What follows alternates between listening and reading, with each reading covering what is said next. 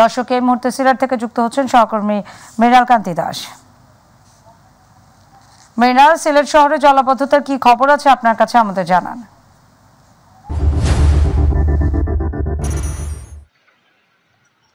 নাদিয়া, আপনাকে ধন্যবাদ। পাহাড়ির ঢল এবং অবিরত বৃষ্টির কারণে সিলেটে যে বন্যা সৃষ্টি হয়েছিল তার কিন্তু উন্নতি হয়েছে। আমরা অবস্থান করছি সিলেটের সুরমা নদীর পাড়ে। আমি যদি আপনাদেরকে এখানে দেখানোর চেষ্টা করি এবং আপনার মাধ্যমে যদি মাই টিভির দর্শকদের জানাতে চাই, গত 24 ঘন্টায় সিলেটে বৃষ্টি না হওয়ায় সিলেটে বন্যার পানি আরও কমেছে। তবে বন্যা পরিস্থিতির উন্নতি হলেও সিলেট জেলার নানা জায়গায় কিন্তু দুর্ভোগ রয়ে গেছে।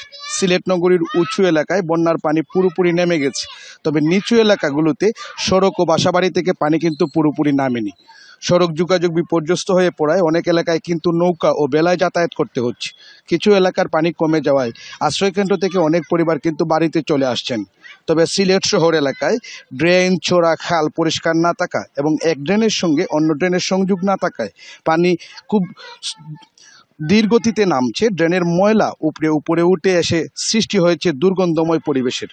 এবং আশ্রয়কেন্দ্র থেকে যারা নিজ বাড়িতে ফিরতে শুরু করেছেন তারা কিন্তু খাদ্য সংকটে পড়েছেন এবং এসব এলাকায় বিশুদ্ধ পানির অভাব দেখা দিয়েছে।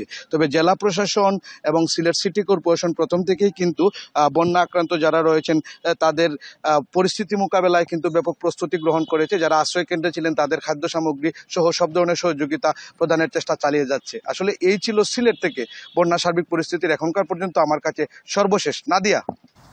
মৃণাল, আপনাকে ধন্যবাদ।